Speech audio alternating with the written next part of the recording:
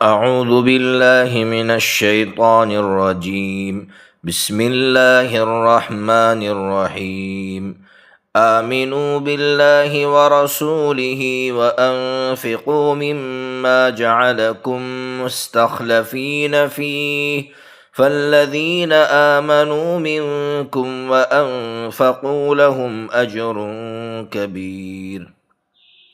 سورہ حدید چل رہی ہے 27ویں پارے میں، سورہ حدید آیت نمبر 7۔ ترجمہ سن لیجئے۔ تم ایمان لاؤ اللہ اور اس کے رسول پر اور خرچ کرو اس مال میں سے جس میں اللہ نے تم کو نائب بنایا ہے، پس وہ لوگ جو تم میں سے ایمان لے آئے اور جنہوں نے خرچ کیا ان کے لیے بڑا اجر ہے۔ آیت کا مطلب بھی واضح ہے۔ اللہ تعالیٰ کہہ رہے ہیں کہ سب سے پہلا کام تو یہ کرنا ہے کہ اللہ پر ایمان لانا ہے اور اللہ کے رسول پر ایمان لانا ہے۔ اللہ پر ایمان لانے کا مطلب، سب سے بڑا مطلب تو یہی کہ اللہ ہے اور اللہ یکتا ہے، یعنی اکیلا ہے، اور اللہ ہی اس کائنات کے نظام کو چلاتا ہے، اور اللہ جو کچھ بھی ہو رہا ہے اس سے اللہ واقف ہے۔ اللہ رب العزت اس سے واقف ہے، اللہ اس کو جانتا ہے۔ کوئی بھی چیز اللہ کی مشیت اور اللہ کے ارادے کے بغیر نہیں ہو سکتی ہے۔ اور اللہ کے رسول پر ایمان لانے کا مطلب یہی ہے کہ اللہ کے رسول صلی اللہ تعالیٰ علیہ وسلم اللہ کے رسول ہے، پیغمبر ہیں، وہ ایک رہبر بن کر اتارے گئے ہیں۔ نبی پاک صلی اللہ تعالیٰ علیہ وسلم جو راستہ ہمیں دکھا رہے وہ برحق ہے اور ہمیں اس کی اتباع کرنا ہے۔ اور دوسرے نمبر پر بتلایا کہ اس مال میں سے خرچ کرو جس مال میں اللہ نے تم کو نائب بنایا ہے۔ بہت پیاری بات ارشاد فرمائی کہ آج یہ جو مال ہے کل تمہارے والد کے پاس تھا، اب تمہارے پاس آیا ہے تو اللہ نے تم کو نائب بنایا والد کا، پھر یہ مال تمہارے ہاتھ میں سے تمہارے بچوں کے پاس چلا جائے گا۔ تو عقل مندی اس میں ہے کہ جو مال ہمارے پاس رہنے والا ہی نہیں ہے، یہ مال تو ہم چھوڑ کر جانے والے ہیں، تو پھر اس مال میں سے ہم خرچ کر کے اپنی آخرت بنا لے۔ آج انسان کے اندر اتنی بھی عقل نہیں ہے کہ جو مال، ظاہر سی بات ہے، احادیث ہم بار بار پڑھتے ہیں کہ نبی پاک صلی اللہ علیہ وسلم نے فرمایا جو خرچ کیا وہ تمہارا ہے اور جو رہ گیا وہ تو دوسروں کا ہے۔ اس لیے ہمیشہ انسان کو اللہ کے راستے میں خرچ کرنا چاہیے، وہ مال اس کا بنے گا آخرت کے اندر۔ پھر آگے اللہ نے فرمایا جو ایمان لے آیا اور جن لوگوں نے اللہ کے راستے میں خرچ کیا، اللہ فرما رہے ان کے لیے بہت بڑا ثواب ہے۔ اگلی آیت پڑھ لیتے ہیں، آیت نمبر 8۔ وَمَا لَكُمْ لَا تُؤْمِنُونَ بِاللَّهِ وَالرَّسُولُ يَدْعُوكُمْ لِتُؤْمِنُوا بِرَبِّكُمْ وَقَدْ أَخَذَ مِيثَاقَكُمْ إِن كُنتُم مُّؤْمِنِينَ۔ تمہیں کیا ہو گیا کہ تم اللہ پر ایمان نہیں لاتے ہو، حالانکہ رسول تم کو بلا رہا ہے تاکہ تم اپنے رب پر ایمان لاؤ، اور اس نے تم سے عہد لے لیا ہے، وہ لے چکا ہے تم سے عہد، اگر تم ماننے والے ہو۔ کیا کہہ رہے اللہ رب العزت فرما رہے ہیں کہ تمہیں کیا ہو گیا ہے کہ تم اللہ پر ایمان نہیں لا رہے ہو؟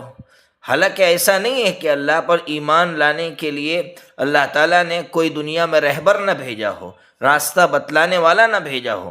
فرما رہے اللہ کہ رسول تم کو بلا رہا ہے، رسول تم کو اللہ کی طرف دعوت دے رہا ہے۔ اللہ رب العزت نے اپنی طرف بلانے کے لیے راستے بند نہیں رکھے، اس کے لیے اللہ نے رہبر رکھے، راستے کھلے رکھے۔ اس لیے اللہ فرما رہے ہیں کہ رسول تم کو بلا رہا ہے پھر بھی تم اللہ پر ایمان نہیں لاتے ہو۔ اس سے بڑی برائی اور کیا ہو سکتی ہے کہ اللہ نے محبت میں، پیار میں، رحمت میں اپنے پیغامبروں کو بھیجا۔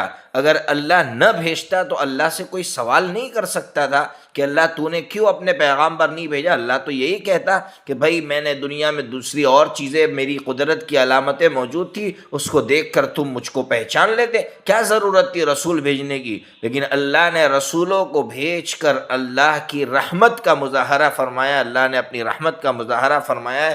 اس لیے اللہ کا پیار دیکھیے کہ اللہ فرما رہے کہ رسول تم کو بلا رہا ہے۔ پھر مزید اس پر اور اللہ فرما رہے ہیں کہ جب تم میرے پاس تھے، یعنی یہ دنیا بنی نہیں تھی، اس سے پہلے اللہ رب العزت نے جب انسانوں کی روحوں کو بنایا تھا تو اللہ تعالیٰ نے ہر روح سے عہد لیا تھا کہ کیا تم مجھے رب مانتے ہو؟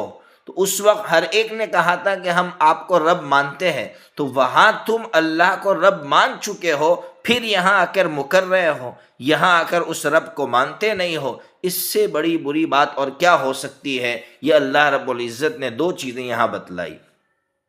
آگے اللہ فرما رہے ہیں آیت نمبر 9، هو الذي ينزل على عبده آيات بينات ليخرجكم من الظلمات إلى النور وإن الله بكم لرؤوف رحيم۔ اللہ ہی ہے جو اتارتا ہے اپنے بندے پر واضح نشانیاں تاکہ وہ تم کو نکالے تاریکیوں سے نور کی طرف، یقیناً اللہ تم پر بڑا مہربان بڑا رحم کرنے والا ہے۔ اللہ فرما رہے ہیں کہ ابھی میں نے بتایا کہ اللہ تک پہنچنے کے لیے اللہ نے بے شمار دلیلیں دی ہیں۔ ایسا بھی نہیں ہے، میں نے کہا کوئی اللہ سے سوال نہیں کر سکتا تھا اگر اللہ رسول نہ بھیجتے، اگر اللہ واضح دلیلیں نہ بیان فرماتے، اللہ کچھ بھی نہ کرتے، پھر بھی کسی کو بولنے کا حق نہیں تھا، کوئی اللہ سے سوال نہیں کر سکتا تھا۔ لیکن اللہ فرما رہے کہ میری مہربانی دیکھیے، میری مہربانی دیکھیے کہ میں نے مہربانی کرتے ہوئے تم پر میرا جو رسول تھا اس کے ساتھ میں نے واضح دلیلیں بھیجی۔ اللہ کے رسول کے معجزات، خود قرآن ایک معجزہ، اتنی ساری دلیلیں ان کے سامنے پیش کی گئی، اور اللہ فرما رہے مقصد یہ تھا کہ تم لوگ تاریکیوں سے باہر نکلو، تم لوگ گندگیوں سے باہر نکلو، یہ اللہ کا مقصد تھا۔ اتنا پیار اللہ کا چھپا ہوا ہے۔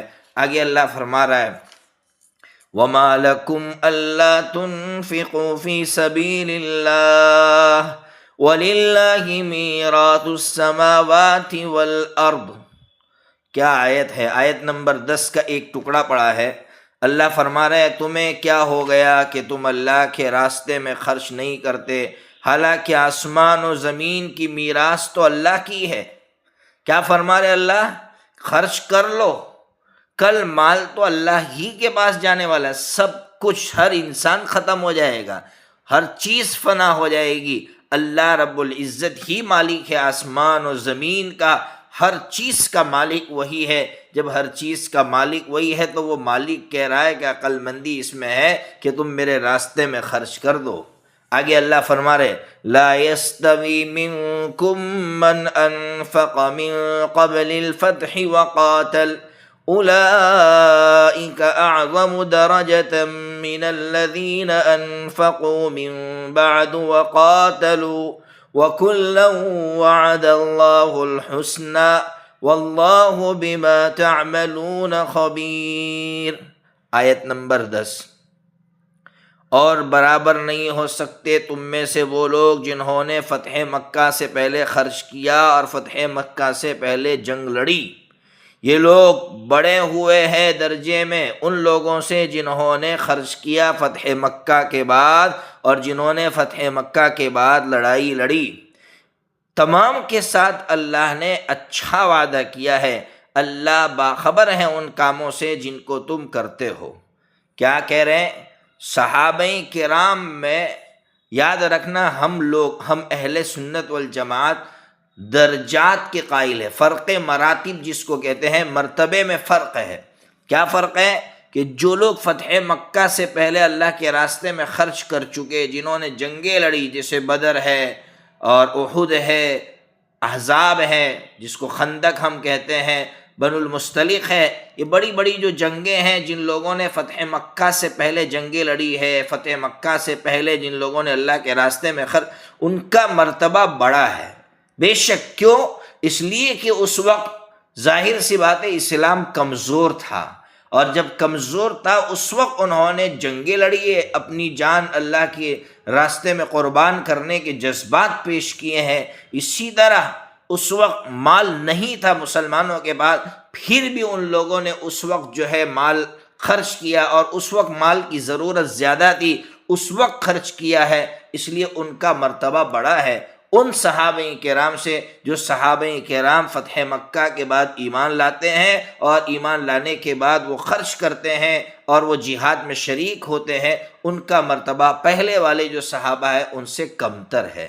لیکن اللہ نے ہمارے لیے آگے ایک پیغام دیا کہ ہر ایک کے ساتھ میں نے اچھا وعدہ کیا، یعنی ہر ایک کے ساتھ جنت کا وعدہ کیا ہے، اس لیے تمہیں کسی کی ذات کے بارے میں بولنے کا حق نہیں ہے۔ ہاں یہ بول سکتے ہیں کہ مراتب کا فرق ہے، صحابہ کرام میں مرتبوں کا فرق ہے، لیکن کسی صحابی کی شخصیت پر ہم حملہ نہیں کر سکتے ہیں۔ یہاں اللہ نے صاف لفظوں میں کہہ دیا ہر صحابی سے اللہ نے جنت کا وعدہ کیا ہے۔ اس لیے آگے اللہ نے کہا جو کچھ تم کرتے ہو اللہ اس سے باخبر ہے۔ اس میں ایک بات یہ بھی ہے کہ آج بہت سے لوگ جیسے محمد علی مرزا جیسے لوگ، اور یہ سب کچھ دین ہے مودودی صاحب کی خلافت و ملوکیت جو کتاب لکھی، اس کی وجہ سے یہ زہر گھولا گیا خاص کر نوجوانوں کے اندر، ان کے دل و دماغ کے اندر، کہ وہ صحابہ کرام کی شخصیت پر حملہ کرنے لگے، ان کی ذاتی زندگی پر حملہ کرنے لگے۔ اس لیے محمد علی مرزا سے تو ہم ہمیشہ ایک ہی سوال کرتے تھے